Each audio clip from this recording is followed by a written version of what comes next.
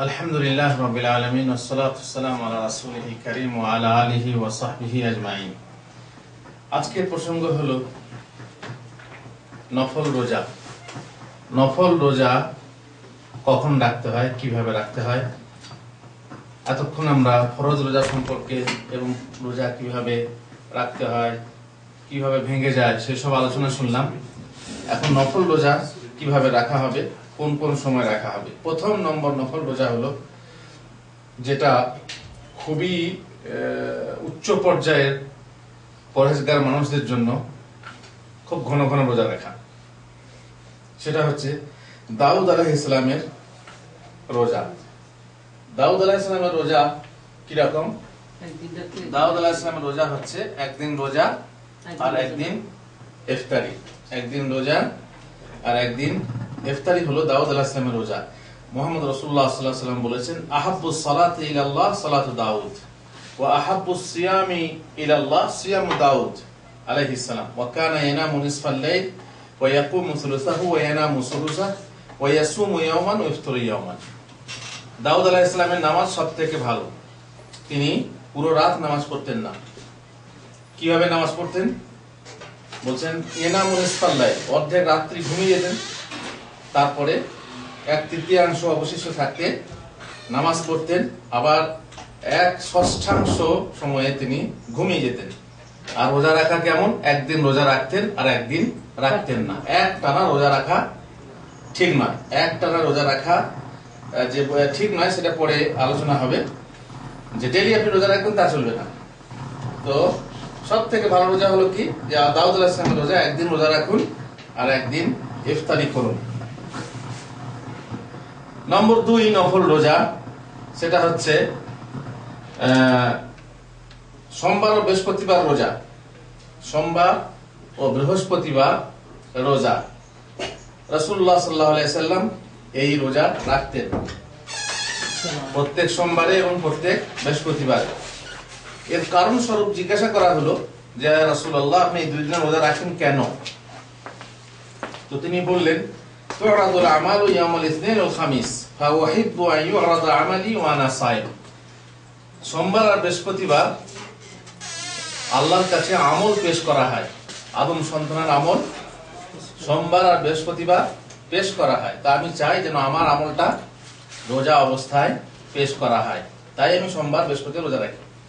অন্য এক হাদিসে আছে যে আল্লাহ রাসূল সাল্লাল্লাহু আলাইহি ওয়াসাল্লাম বলেছেন, আমি সোমবার রোজা রাখি এই জন্য যে ওই দিন আমার জন্মদিন, ওই দিনে আমার প্রতি ওহী পাঠানো হয়, আমি ওই দিনে নবী হয়েছি। সোমবার আমি নবী হয়েছি। এখানে চট করে আপনি বলবেন, হুজুর এই তো জন্মদিন পালন করার তাহলে বিধান রয়েছে শরীয়তে। আল্লাহ নবী সাল্লাল্লাহু আলাইহি ওয়াসাল্লাম নিজে জন্মদিন পালন করেছেন। এটা আল্লাহ রাসূল সাল্লাল্লাহু আলাইহি ওয়াসাল্লাম হয়তো বা শুকরিয়া জ্ঞাপন স্বরূপ রোজা রাখতেন সোমবারে, জন্মদিন পালন স্বরূপ নয়।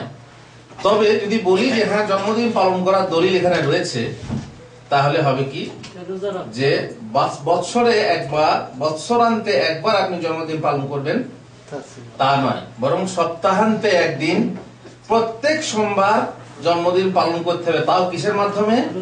রোজা রাখার মাধ্যমে। এ নয় যে পান পানাহার, হইচই, ভোজন, তারপরে লাইটিং, তারপরে কাগজ দিয়ে কি সব সাজানো, তারপরে ইয়া নবী, সালাম আলাইকা, ফুচি ইত্যাদি মানিয়ে আপনি জন্মদিন পালন করবেন, সেসব বুদ্ধি এখান থেকে পাবেন না। কামার পুকুরের দলিল দেখিয়ে কুমোর পুকুর দখল করবেন, এটা হতে পারে না। যে জিনিসটা, যে বাড়িটা, যে পুকুরটা আপনি দখল করতে চাচ্ছেন, সেই পুকুরের দলিল আপনাকে দেখাতে হবে। সোমবার রোজা রাখতেন জন্মদিন বলে সেই দলিল দিয়ে আপনি বছরে একদিন জন্মদিন পালন করবেন, এক দলিল হলো না। দলিল এক আর কাজ এক, এরকম দলিল অকেজো চলবে না, কেউ বিশ্বাস করবে না। আমার বাড়ির দলিল দেখিয়ে শহীদের বাড়ি দখল করা যাবে? না না, এ ভুল কথা, কেউ মানবে না। বেশ, যাই হোক, প্রত্যেক সোম ও বৃহস্পতিবারের রোজা, এটা হলো আরো হালকা রোজা, দাউদ আলাইহিস সালাম থেকে হালকা রোজা। এর থেকেও হালকা হলো যদি আপনি প্রত্যেক সোম এবং বৃহস্পতি রোজা রাখতে না পারেন, তাহলে মাসে 3টে রোজা রাখুন। মাসে 3টা রোজা রাখুন। কারণ এই 3টে রোজারও ফজিলত এসেছে। 3টে রোজা কোন কোন দিন রাখবেন? 13, 14, 15। 13, 14, 15। 13, 14, 15 কথায় কথায় উল্লেখ্য আগামীকাল শনিবার চন্দ্রগ্রহণ আছে। যারা পারবেন চন্দ্রগ্রহণের নামাজ যদি গিয়ে পড়বেন কিংবা নিজে পড়বেন, বাড়িতে বাসায় পড়া যাবে, সমস্যা নেই। চন্দ্রগ্রহণের নামাজ কালকে না, যে কোনো টাইমে কেন, গ্রহণের সময়, গ্রহণ যখন লাগবে দেখতে পাবেন আকাশে, তখন 2 রাকাত 2 4 রুকুতে, 2 রাকাত 2 2 4 রুকুতে, তার মানে 1 রাকাতে কবার রুকু করতে হবে? 2 বার করে। ব্যাস। আবু হুরায়রা রাদিয়াল্লাহু তাআলা আনহু বলছেন, আওসানি হাবিবি কিংবা খালিলি বিসালাসিন মা ইশতু মানে আল্লাহ রাসূল সাল্লাল্লাহু আলাইহি ওয়াসাল্লাম আমাকে, আমার খলিল, আমার প্রিয় বন্ধু আমাকে 3টে বিষয়ের ওসিয়ত করেছেন, খাস উপদেশ দিয়েছেন, অনুদেশ দিয়েছেন। সে অনুদেশটা কি? যেন প্রত্যেক মাসে আমি 3টে করে রোজা রাখি, ওয়া সালাতুদ দুহা, আর যেন চাশতের নামাজ পড়ি, চাশতের নামাজ পড়ি, ওয়া বিআন লা আনামা হাত্তা উতির, বেতের ছাড়া যেন না ঘুমাই, মানে ঘুমাবার আগে যেন বেতের পড়ে নি। এখন যদি আপনি এসার পর ঘুমাতে চান তো ঘুমাবার আগে বেতের পড়ে নেন, তাহাজ্জুদ পড়েন তো তাহাজ্জুদ পড়ে তারপর বেতেরটা না পড়ে শুয়ে যাবেন, তা করেন না, কারণ হয়তো ফজর হয়ে যাবে। বেতের পড়ে আপনি ঘুমান। বেতের যদিও ওয়াজিব নয়, তবুও একটা গুরুত্বপূর্ণ সুন্নত, এটা ছাড়া উচিত না। ইমাম আহমদ বিন হাম্বল বলেছেন, যে ব্যক্তি বেতের ছেড়ে দেয়, বেতের নামাজ পড়ে না, সে হচ্ছে রাজুল সু, খারাপ লোক, সে হচ্ছে খারাপ লোক। অর্থাৎ বেতের নামাজ খবরদার ছাড়বেন না, এমনকি সফরেও বেতের ছাড়া উচিত না। সুন্নত ছাড়া যায়, তাই না, কিন্তু বেতের ছাড়া যায় না। যাই হোক, 3টে রোজা যদি পারেন, মাসে 3টে রোজা রাখবেন। 4 নম্বর রোজা হলো শাওয়াল মাসের 6টা রোজা। শাওয়াল মাসের 6টা রোজা নফল। রাসূলুল্লাহ সাল্লাল্লাহু আলাইহি ওয়াসাল্লাম বলেছেন, মান সামা রমাদান সুম্মা আতবাআহু সিত্তাম মিন শাওয়াল কানা কাসিয়ামিদ দাহর, যে ব্যক্তি রমজানের রোজা রাখলো আর তারপরে শাওয়ালে 6টা রোজা রাখলো, তার সারা বছর রোজা রাখা হলো। কি করে হলো? তার কারণ একটা রোজার বদলা কথা পাবেন, 10টা রোজা পাবেন। তাহলে 30টা রোজা রাখলে পরে 300টা রোজা পেলেন, বাকি থাকলো আর মোটামুটি 60 দিন। এই 60 দিনের জন্য কত রোজা রাখতে হবে? 6 10 60, 6টা রোজা রাখলে আপনার সারা বছর রোজা রাখা হয়ে গেল, সারা বছর রোজা রাখা হয়ে গেল। সুতরাং শাওয়াল মাসের রোজা রাখতে কেউ কুণ্ঠাবোধ করবেন না।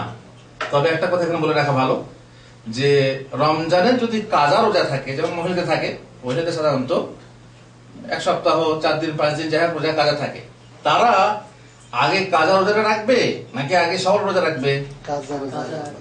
আগে কাজা রোজা রাখবে। কারণ আল্লাহ রাসূল কি বলেছেন? রমজানের রোজা রাখবে, তারপর 6টা রোজা তার পাশাপাশি রাখবে। তার মানে হলো আগে রমজানটা পুরো করতে হবে, তারপর আপনি কি করবেন? শাওয়ালের রোজা রাখবেন। এই হলো আগে কাজা, তারপরে শাওয়ালের রোজা। বেশ। তারপর 5 নম্বর নফল রোজা হলো আরাফার রোজা। হাজি ব্যতীত অন্যান্যদের জন্য, হাজি সাহেব ব্যতীত, হাজি সাহেব হজ করতে গেছে, তাদের রোজা রাখবে, আরাফাতের দিনে রোজা নেই। বাকি যারা গৃহবাসী ঘরে থাকবে তাদের জন্য আরাফার রোজা রাখা সুন্নত, এবং সেটা হচ্ছে নফল। এই রোজার ফজিলত কি হুজুর? এই রোজার ফজিলত হলো যে কত? 1 বছর আগের এবং 1 বছর পিছের গুনাহ মাফ করে দেওয়া হবে। যেহেতু এই জুলহজ্জের 13 দিনে, জুলহজ্জের প্রথম 10 দিনে যে আমল, সেই আমলের বিরাট ফজিলত আছে, এমনকি জিহাদের থেকেও বেশি ফজিলত। কেবল সেই শহীদের আমল থেকে বেশি ফজিলত হবে না, কারণ শহীদের আমল এর থেকে বেশি। অতএব যদি এই 9 তারিখে রোজা রাখেন, তাহলে আপনার 2 বছরের গুনাহ মাফ হয়ে যাবে, আগের এবং পরে। সুবহানাল্লাহ। এই আরাফাতের দিনে রোজা। রাসূলুল্লাহ সাল্লাল্লাহু আলাইহি ওয়াসাল্লাম সুইলা নবী সাল্লাল্লাহু আলাইহি ওয়াসাল্লাম সিয়াম ইয়াউমে আরাফা ফাকাল ইউকাফিরু সানাতাল মাদিয়াতা ওয়াল বাকিয়া। মুসলিম শরীফের হাদিস। তাকে জিজ্ঞেস করা হলো যে আরাফাতের রোজা ফজিলত কি? বললেন যে আগেকার এবং পিছেকার 2 বছরের গুনাহ মাফ হয়ে যাবে। 6 নম্বর হলো আশুরার রোজা। আশুরার রোজা, আশুরার রোজা মানে মুহররম মাসের 10 তারিখের রোজা। এই সম্পর্কে আল্লাহ রাসূল সাল্লাল্লাহু আলাইহি ওয়াসাল্লাম জিজ্ঞেস করা হলে তিনি বললেন যে আশুরার রোজা 1 বছরকার গুনাহ মাফ করে দেয়। মুহররমের 10 তারিখের রোজা 1 বছরকার গুনাহ মাফ করে দেয়। কিন্তু যখন তিনি জানতে পারলেন যে ইহুদিরা এই দিনটাকে সম্মান দিয়ে রোজা রাখে, তখন তিনি বললেন তাদের বিরোধিতা করার জন্য যে 9-10 রাখবো। তার মানে আগামীতে একদিন আগে বা 9 তারিখেও রোজা রাখবো। তাহলে মুহররমের রোজা কয়টা হলো? দুইটা, 9 এবং 10। কোন কোন বর্ণনায় আছে 10 অথবা 11 বা আও বলে শব্দ আছে, কিন্তু সেগুলো সহিহ না, জয়ীফ। এই জন্য সব থেকে আফজাল হলো 9 এবং 10 দুদিনের রোজা রাখবেন। 10 এবং 11 করতে যাবেন না। অথবা অনেকে বলেন যে না 9, 10, 11 3 দিন রাখা ঠিক, এটাও সহি না। বরং দুটোই 9 এবং 10 দুদিন রোজা রাখবেন। তাহলে ইনশাআল্লাহ আপনার মুহররমে যে রোজার ফজিলত পেয়ে যাবেন। এখন যদি প্রশ্ন করেন যে হুজুর আমরা না হয় এখানে 9 তারিখে 10 তারিখে রাখলাম, আমাদের বাংলাদেশের লোকেরা কত তারিখে রাখবে? আপনাদেরকে বরাবর বলি, বাংলাদেশের লোকেরা যে হিসাবে ঈদ করবে সেই হিসাবে রোজা রাখবে। বাংলাদেশের তারিখে যে তারিখে 9-10 সেই তারিখেই তারা মুহররমের রোজা রাখবে। বাংলাদেশের তারিখে যে তারিখে 9 তারিখ সেই তারিখে আরাফা রোজা রাখবে। বল না মক্কাতে তো একদিন আগে আরাফা হয়ে যায়।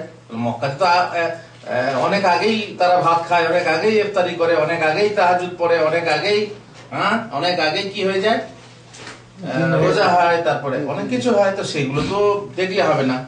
আর এর আগে এখন নাহলে আপনি টেলিফোনের মাধ্যমে জানতে পারছেন, কিন্তু এর আগে কিরকম ছিল, সাহাবারা কিভাবে রেখেছেন, তার পরবর্তীকালে তাবেঈনরা যখন হিন্দুস্তানে ভারত উপমহাদেশে যখন মুসলমান হতো তখনকার লোকরা কিভাবে রাখতো, তখন কি জানতে পারতো আরাফাত দিন কোনটা? তখন তো সে 9 তারিখই রাখতো। অতএব সেই হিসাবেই হযরত ইবনে আব্বাসের হাদিস যে তিনি মুয়াবিয়ার চাঁদে মদিনায় ঈদ করেননি। সুতরাং সাহাবীর বুঝের মতো আমাদের হাদিস বোঝা উচিত। সুমুলে রুয়াতে অতল রুয়াতে ওরা বলছেন যে আল্লাহ রাসূল যেহেতু বলেছেন চাঁদ দেখলেই, অতএব যদি কেউ সারা বিশ্বের মধ্যে একজন দেখে তাহলে তার মতে রোজা হবে, ঈদ হবে, এটা ওরা বলছেন। কিন্তু সাহাবী এই বুঝটা বোঝেননি। তিনি মুয়াবিয়া চাঁদ দেখেছেন বলে মদিনায় ঈদ করেননি। তাহলে বোঝা গেল যে সাহাবীদের বুঝ মতো আমাদেরকে হাদিস বুঝতে হবে, হাদিস কোরআন বুঝতে হবে, তাছাড়া নয়। বেশ, কথা হলো কি যে বাংলাদেশের লোকও নিজেদের মাস হিসাবে ওই তারিখ হিসাবে রোজা রাখবে। অনেকে বলেন হুজুর আরাফাত দিনের কথা বলা হয়েছে, ওখানে কিন্তু 9 তারিখের কথা বলা হয়নি। কিন্তু কোন কোন রিওয়ায়াতে আছে যে তিনি জিলহজ মাসের 9 তারিখে রোজা রাখতেন। 9 তারিখের কথা আছে, 9। অতএব সেখানে তারিখের উল্লেখ আছে। যাই হোক, এ নিয়ে এই মতভেদ আছে।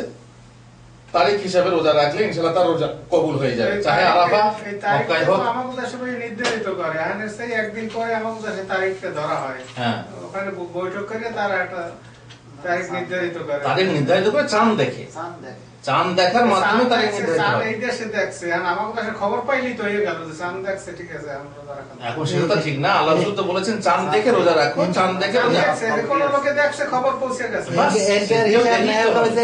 দেখা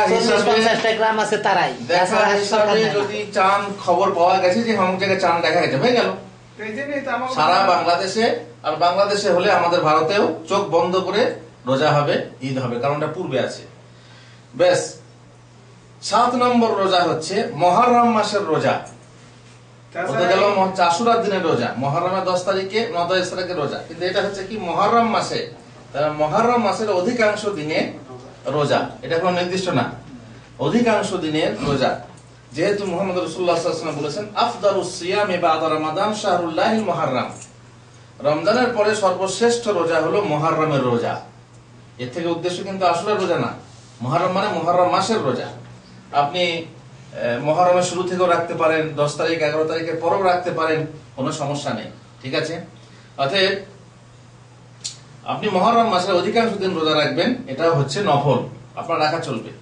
8 নম্বর রোজা, নফল রোজা হলো শাবান মাসের অধিকাংশ দিনের রোজা। এমনিতে আপনারা জানেন যে রমজানের ইস্তেকবাল বা রমজানের অভ্যর্থনা জানাবার জন্য একদিন দুদিন আগে থেকে রোজা রাখবেন তা ঠিক চলবে না। মানে 28, 29 শাবান কিংবা 30 শাবান নিয়ে একটানা রমজান রাখবেন তা ঠিক না। কিন্তু শাবানের অন্যান্য দিন, অধিকাংশ দিন রোজা রাখা, নফল রোজা রাখা চলবে। যেহেতু মা আয়েশা রাদিয়াল্লাহু আনহা বলেন, মা রাআইতু রাসূলুল্লাহ সাল্লাল্লাহু আলাইহি ওয়াসাল্লাম ইস্তাকমালা সিয়ামা শাহরিন ইল্লা রমাদান, আমি আল্লাহ রাসূলকে দেখিনি যে তিনি কোন মাস পূর্ণ মাস রোজা রেখেছেন রমজান ছাড়া। তার মানে পূর্ণ মাস কেবল রমজানই রোজা রেখেছেন। ওয়া মা রাআইতুহু আকসারা সিয়ামা মিনহু ফি শাবান, আর শাবান মাস ছাড়া অন্য মাসে আমি বেশি রোজা রাখতে দেখিনি। তার মানে শাবান মাসে আল্লাহ রাসূল সাল্লাল্লাহু আলাইহি ওয়াসাল্লাম বেশিরভাগ দিনগুলোতে রোজা রাখতেন। এই হচ্ছে বুখারী শরীফের হাদিস। 9 নম্বর হচ্ছে জিলহজ মাসের 9টি রোজা, এখানে 10টি লেখা আছে, ভুল। জিলহজ মাসের 9টি রোজা, 1 থেকে 9 পর্যন্ত, যেহেতু 10 তারিখে কি ঈদ, ঈদের দিনে রোজা রাখা যাবে, 10 কথাটা ভুল। জিলহজের প্রথম 9 দিনে রোজা রাখা এবং কোরবানির ঈদের দিন ঈদের নামাজ পড়ে এসে কোরবানির গোশত দিনে খাওয়া বৈধ। হ্যাঁ, তো অনেকে আবার হাফ রোজা মনে করছে, তাও ঠিক নেই। অনেকে কোরবানির দিনে যে বলেছে না কোরবানির গোশত খাওয়াইছে, এটাকে হাফ রোজা মনে করে। হাফ রোজা কোন, হাফ আবার রোজা হয়নি। হ্যাঁ, হাফ কোন রোজা আছে? হাফ রোজা নেই, খেতে হয় না, সেটা আলাদা কথা। এই জন্য